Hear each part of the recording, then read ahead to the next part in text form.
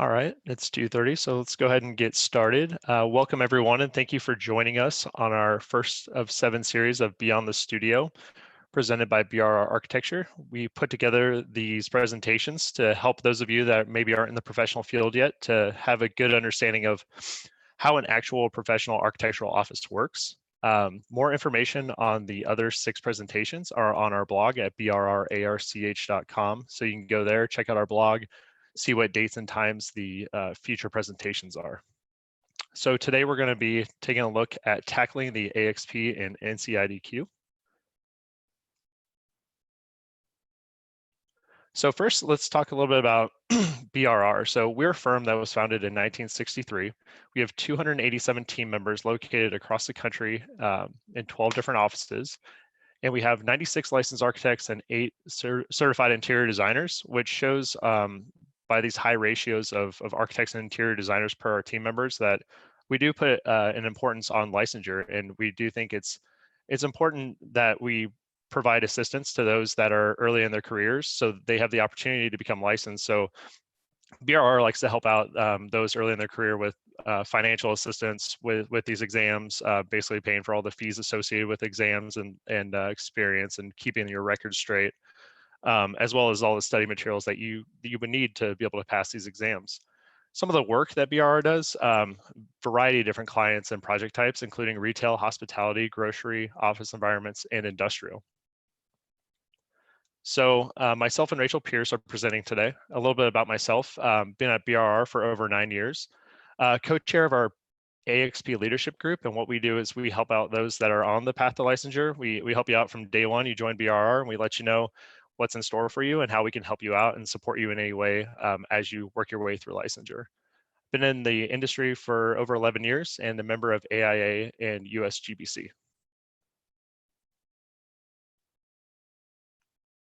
I'm Rachel Pierce. I am NCIDQ certified. I've been about 3 years since I've taken my exams. I've been at BRR for about 5 years, and I've had a total of 9 years in the profession. I am also a member of IIDA and USGBC as well. So we'll kick it off here with the session topics. We will be talking about NCIDQ and the architectural licensure program. And so with both of those, we'll look at application and eligibility requirements, a little bit about the exam content and format, and then also hear a little bit from Michelle Newcomb later. And she is currently in the process of getting her license. Just a couple notes on housekeeping. Be sure to register on the Eventbrite website. We'll track that with your RSVP, and then also stick around for Q&A afterwards. We'll answer any questions that you have, but feel free to submit all your questions using the chat feature in the YouTube channel. So to dive into NCIDQ, these will be the 3 exams that you're tested over. NCIDQ will test you over IDFX, PX, and the Practicum. And so essentially that's the fundamentals exams. That is available upon graduation and maybe even a little bit before graduation, depending on what your education experience is. The IDPX, the professional exam, will be what you need to have that work or education experience combined required to test for it, as well as the Practicum, again, needing work and education experience. All 3 exams are computerized. There was a previous format where the Practicum was all by hand, but now that has been upgraded, and so we'll talk a little bit more about the format of that exam later. Eligibility. So first and foremost, needing to know what you need for eligibility requirements for the exam. CIDQ.org is going to be your best friend through the entire process. You can see a little screenshot of it on to the right there. And that tab labeled Become NCIDQ Certified will have everything that you would ever need for your requirements. So you can search through your eligibility, how to apply, how to schedule. Dates and deadlines is a great tab to click on. The NCIDQ exams are only offered in April and October, so twice a year for the entire month. And there are some pretty strict deadlines to when you can actually apply and when you need to send in all the forms, and then how to schedule your exams. So make sure to visit that whenever you start to think about taking these 3 exams. With NCIDQ.org, you'll also see all the fees and forms that you need to fill out. First and foremost, you'll need to travel over to my NCIDQ account and create an account for yourself. And so with this account is where you'll be uploading all of your reports on education and all your experience. It's also where you define your supervisor or sponsor. Your supervisor or sponsor is going to be the one who verifies your work experience. And there's a few different sponsors that you can get out there. The most easiest one to achieve is working under an NCIDQ certified professional or a licensed architect, but there are other ways that you can achieve those work hours as well, and all that is spelled out on NCIDQ.org for you. Once you make your My NCIDQ account, the process rolls on straight through from there. So you get your application, again, create that account, apply for approval. So that's just sending in all of those forms that you have to fill out. And then you receive approval maybe about 2 weeks after that or so, and then you get to schedule your exams. And so again, it's very easy to do that through CIDQ.org. It'll get you through a step-by-step process, not a hard process at all. And then last, you get to take and pass all your exams. So a little bit more about eligibility. You have your education requirements, and that's what you do need to take that FX. And then you'll get your experience requirements to be able to take your PX and your practicum. And so essentially giving like a small example would maybe be 4 years of college in a certified program. You're then going to need about 2 years of work experience to be able to take all 3 exams. This is another screenshot from CIDQ.org. So again, it's a great website to kind of spell out all of that stuff that you need to kind of work through as you're applying. The exams, IDFX, PX, and Practicum, otherwise known as Prac 2.0, there are 125 questions on the FX, and you have 3 hours to take that. Bumps up to 175 in 4 hours for the PX, and 120 questions in 4 hours for the Practicum. Something a little bit unique about the Practicum is that there's actually 3 different case studies that you're tested over: a residential, a small commercial, and a large commercial. One thing that's very important whenever you are taking the exam is to know that whenever you close out of one of those case studies and say, okay, I'm done with this part of my exam, let's start the next one, you can't go back to that particular case study that you already finished. Where the FX and the PX, you can revisit any question that you'd like throughout the entirety of the exam. Again, these pie charts that you're seeing, this is just going to be something from CIDQ.org that could change with every season of the exam, April and October.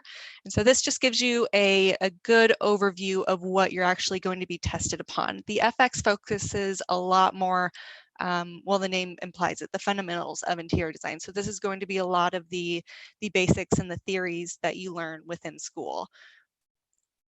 The PX is going to be much more heavily weighted on what you might experience in the professional world. A lot of code requirements, a lot of construction document procurement, contract administration. And then the Practicum is a little bit less of a broader content, but it is going to be focused heavily on contract documents and also codes and standards. Again, that Practicum is going to be a little bit different of a test than the first 2. You're going to have maybe some hotspot questions, drag and drop, fill in the blank, and then also you'll have those multiple choice questions. And so there's some great resources online to be able to get an example of what those types of questions will look like. Hotspot, for example, might just be dragging your mouse over a plan and then clicking to get a crosshair on a certain place where you might need to locate an exit sign, for example. Did want to put up the overall exam pass rates. This is not to scare anybody away from taking it, but it is just a friendly reminder that these are professional exams. So just wanting to make sure that everybody goes into these fully prepared and with all the tools that they have necessary for a pass. 2019, we're looking at in 65, 61, and 63. And you can kind of see in the past couple years that that's been very similar rates as well. They kind of stay in that 60% range of pass-fail. And again, that's just because these are professional exams and there is a standard to be met for these, but it's completely achievable if you take it with good strides. So tools to pass. IIDA, Mid-America NCIDQ study sessions. This is something that I help lead up, and we do this through BRR, at BRR, for the summer sessions. They start in July. This will be over Zoom. So if you're interested in that, make sure to go on the IIDA Mid-America website or follow the Instagram account, and you'll see all the information that you need to sign up for that 6-week course. This is also offered for the spring testing as well, and those start in January.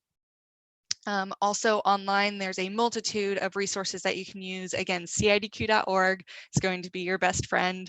That's where those pie charts were, those blueprints is what they call them, the quizzes, there's codes, textbooks that you need to read. Your biggest textbook that I would say is kind of the that go-to resource for all the exams would be the Interior Design Reference Manual. And that is listed out on CIDQ.org for reference. QPractice.com is also a wonderful website. It takes a little bit of a different stab at passing the NCIDQ than your CIDQ.org website will. That has some study schedules on it, textbooks, guides, practice exams, unlimited amounts. There is a membership fee associated with QPractice.com, and there's a couple different levels of membership you can sign up for, but there's also free resources on there as well. Quizlet.com is another good one. There's flashcards and study materials available for your download. So tons and tons of resources online. I know there's also a new app you can download that has all the flashcards, so you can flip through that on the go, which I've heard that it is very useful. I always recommend a study buddy. Personally, it's just very good to be able to bounce questions off one another and then ask questions, and not only to, this within the study session resources, ask questions to professionals that are already in the field, ones who have taken the test recently, ones who have taken the test 10 plus years ago.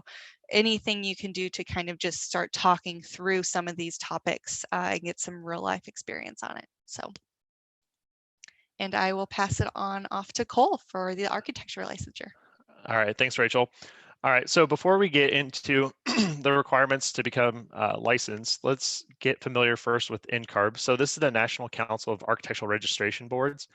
The website's shown on the slide, and essentially this is going to be your best resource for understanding the requirements to become a licensed architect.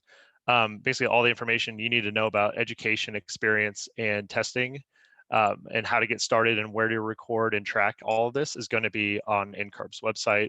And that'll be through setting up an NCARB record. And so if you're thinking about starting off this whole process, gaining experience, perhaps taking tests soon, I would recommend setting up your NCARB record as soon as possible. And so once you set that up, you can go ahead and record your experience. You can also request the eligibility to exam, and then you can start scheduling your exams. All that is through your NCARB record. So there's 3 requirements to get that initial license. So there's education, experience, and your exams. So for the education, there's kind of 2 paths. So the first path is your more traditional route. So it's the NAAB accredited degree. So if you get a degree from an accredited program, then you are going to meet the requirements from all 55 US licensing boards and NCARB. So you're good to go. Essentially, you'll just need to send in that final transcript over to NCARB and you're good. But that's okay if you don't have that sort of degree or education.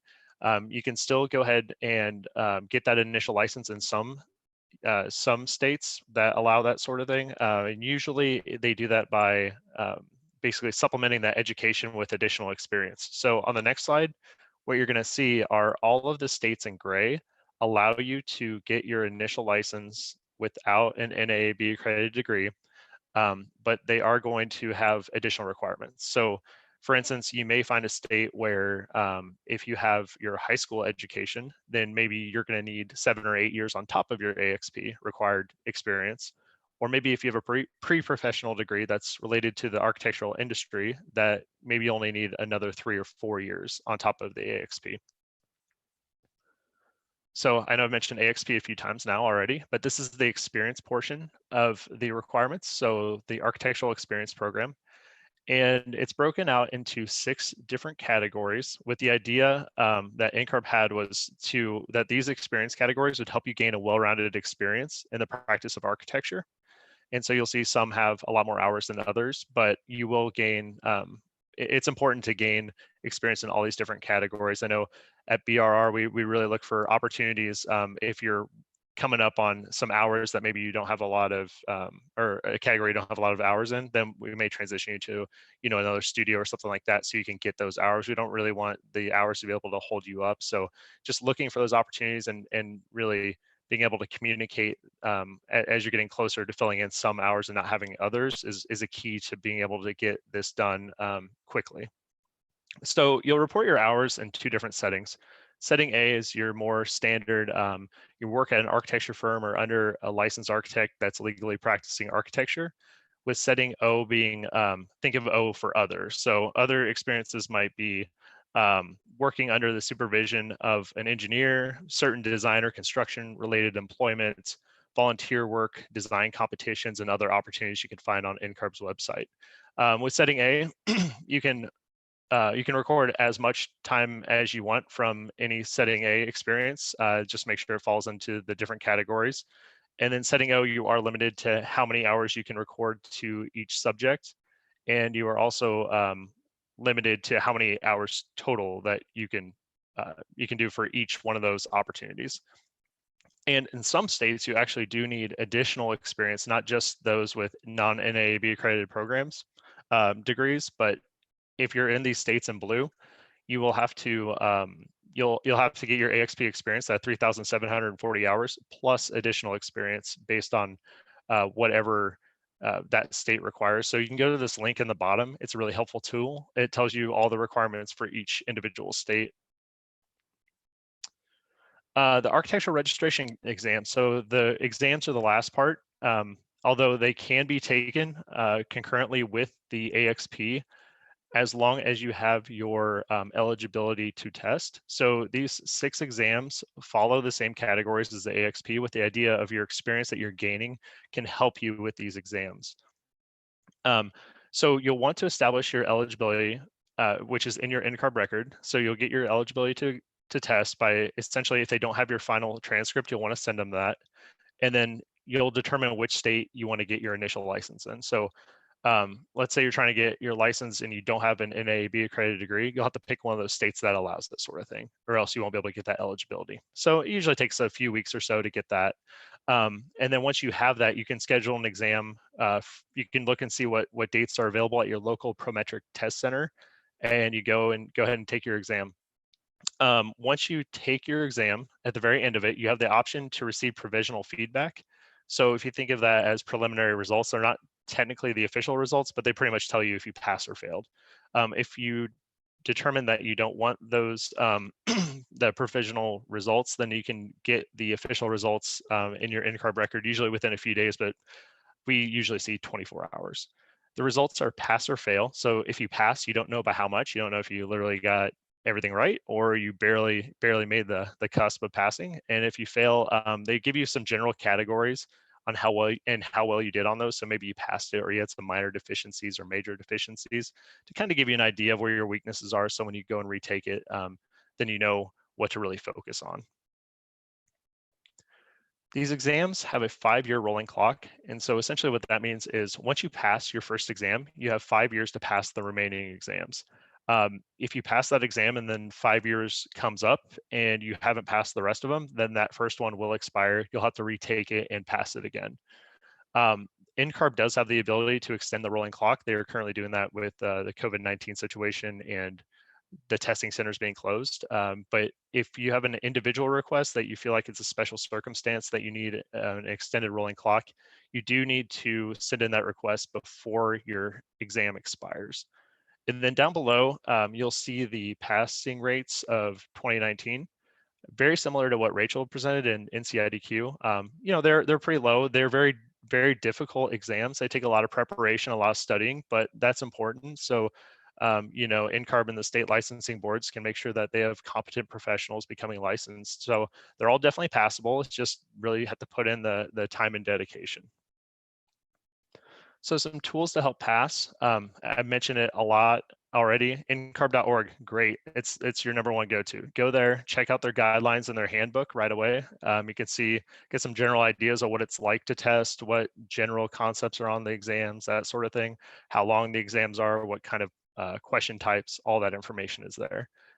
The ARE community on NCARB's website is an online forum and message board where it's actually administered by NCARB. So you know that there's good information on there. If there's bad information, they'll remove it. Or you can even ask specific questions and you may get NCARB employees actually responding to you. So you know that's good information.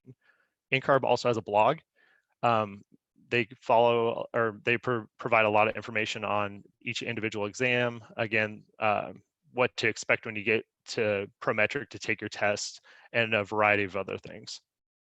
And NCARB also provides an approved test prep providers list. And so on here, I listed the 3 that they have on there. Black Spectacles, that's well known for their video series. So essentially, they have they basically have a bunch of videos recorded on each concept covered by each exam, and you can watch that on any smart device. We find that at BRR, we provide that for our team members, and we find that to be the most popular study guide. Exam or Architect Exam Prep and PPI are more your standard study guides and flashcards and that sort of thing. We've had a lot of luck with PPI over the years. We've used that study material a lot, and we see a lot of success with it. So next, one of our team members at BRR, Michelle Newcomb, she's a 2017 graduate. She's going to share her experience taking exams and kind of what's motivated her and other information that she would like to share. She just started taking her test back in November, and she's just been on fire. She's passed 5 out of 6 of them. She probably would have passed the other ones if the testing centers hadn't shut down. So as soon as those open up, I know she's going to pass her last one. So Michelle, you want to go ahead and take it away? Yeah, thank you. So I've been at BRR for a little over a year now. I've got about 1.5 years of experience in the field, so I'm still recording AXP hours. I knew that I wanted to get licensed because my long-term goal is to own my own business, but even though that's years down the line, licensure would make me more marketable, and it does open doors to more opportunities, both within my company and outside of it. I tend to be an all or nothing type of person, and so I can procrastinate indefinitely. So I have to set myself goals.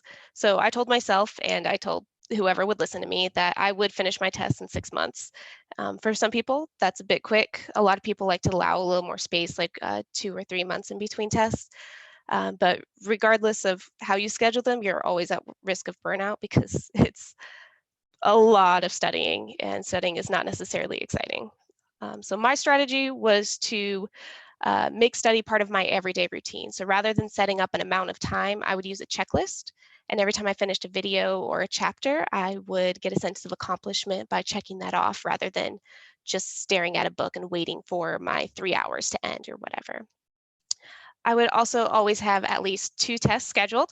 So BRR does provide a lot of support for licensure candidates, and as Cole mentioned, that does include financially. So as soon as I passed a test, I would be reimbursed for that test, and I could put that money towards the next 2 tests down the line.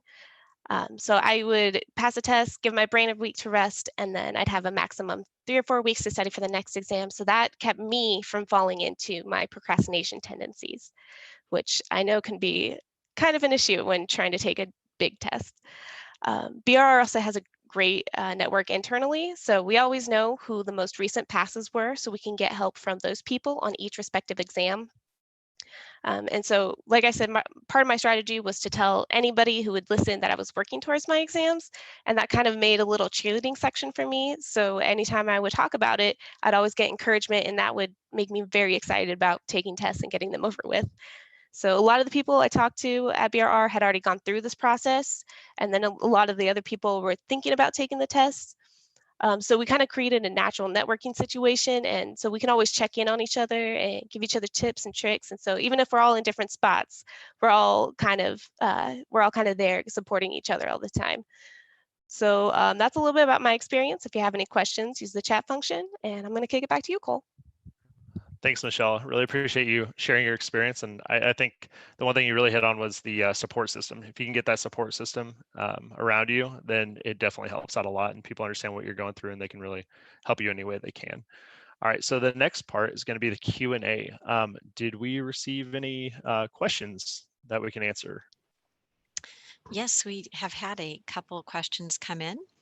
The first one says, do you have to complete an AXP experience category before moving on to the next? I briefly touched on it, but you can generally concurrently go through AXP and the AREs at the same time. There's actually 3 jurisdictions that you cannot, which is if you're going to get your initial license in New Jersey, Guam, or the United States Virgin Islands, you can't. You have to complete your AXP first, and then you can move on to your exams. But generally, as long as you get that that eligibility to test, then you can get testing whenever you want. Okay, the next question says, for the NCIDQ, do you recommend taking all the tests at once? And do your internship hours count towards your work hours for the exams? Good questions. You can take the exams whenever you would like. Like I said, they're available in April and October. Personally, I took them a week apart. So I took them all in April, but took them all on consecutive Fridays. I do know of a friend of mine at BRR, and she took all the exams within 3 days of one another, which was kind of the old school way of taking those, but you can split them up between testing months as well. So I also know of a lot of folks who have done maybe the FX and the PX in April and then took the Practicum in October. So it's kind of just whatever you feel comfortable with. All 3 possibilities were all passes, and so it's really just a personal preference, and kind of after you take a grasp on the study material, what you think would be best for you. Internship hours do count, but there is a lower percentage, I believe, that they count as. Again, CIDQ.org will kind of spell all that out for you. So you can actually start earning those work hour experiences before you graduate. All right, we have another question regarding those hours, Rachel. Let's stay with you on that one. And then there are a couple more about the exam. How are the hours applied? Do jobs send those hours, or do we, the student, input them into NCARB? Yes, and so, well, is that that's an ask for, I think, Cole, actually. I'll answer it for NCIDQ though, real quick, and then pass it off on to Cole. Okay. So for the NCIDQ, it is just a single form, and you fill that out, and that's where your sponsorship or your supervisor comes into play, and they verify those hours that you worked. Again, some of those hours may count for partial credit, say 25 or 50%, depending on your exact experience and work experience and how you're gathering those hours. But it is just more of a form of verification. So it's a little bit different than the AXP, in where you're logging exact hours per topics. And Cole, I'll kind of pass it off onto you now, but NCIDQ is more of a generalization of work experience. Sure, and there's a lot of information to cover. So I didn't cover some of the details like this, but essentially you will record your hours, and you'll break them out into what categories they're in. And at at any point up to 6 months, a chunk of time, you send in your reports to your AXP supervisor, which is essentially a licensed architect that you're working with or under the supervision of. And if you don't record that experience or submit your experience report within 8 months of when you started that experience, then you start getting half credit up to 5 years. So if you have any like old internships or anything from a year or two ago, you can still count that time. It'll be half credit. Or if you haven't gotten started, but you've been working in an architecture firm the last, 6 months, you can still get full credit for that. So, and then one thing I did want to touch on was the internships. You get full credit for that with Carbon AXP and all that. So. Great, thank you. Couple similar questions. Is there a limit on how many times you can take an exam? And do you have to take the licensure exams in a particular order? Michelle, I'm going to pass this one over to you. All right. So you don't have to take the exams in any particular order. You can take whichever one's first that you want. I prefer to do it in the order that was suggested, and a lot of the study materials make it a lot easier to do that. You can only take the same exam 3 times within a year, and you have to leave, I believe it's 60 days in between each retake. So you are limited in that aspect. And quick clarification, the recommended order was essentially just that order that I listed everything in. So NCARB Right. kind of has it in an order. It doesn't mean you have to take it in that order. If you're stronger in, construction administration, then maybe construction evaluations the first one you should take. But generally, people go from the top to the bottom on how NCARB lists them. NCIDQ is a little bit different because there is only those 2 months throughout the year that you can test. So you can take them in any order that you would like, the PX, FX, or the Practicum. And if you do fail in April, you can immediately re-register to take that same exam in October.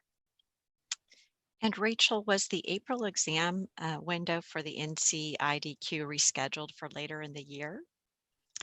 That is a very good question.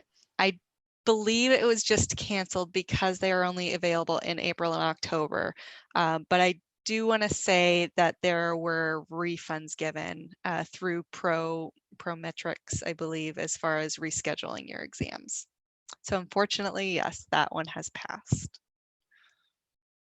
Okay, thank you. And I would just like to remind attendees that if you have a question for our panel, you can type those to us in the chat on our YouTube channel.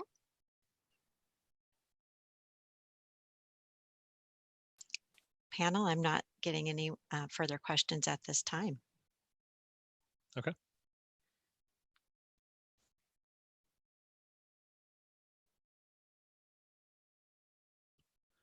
All right, so thank you for joining us today for the first of our 7-part Beyond the Studio Architecture in Practice series. As a reminder, we will be offering these weekly every Tuesday at 2:30 p.m. Central Standard Time. You can go to the BRR blog, which is listed on our website, brrarch.com, to view the full schedule of upcoming events and the upcoming topics. We also invite you to feel free to share this information with others who may be interested, and we thank you for joining us today.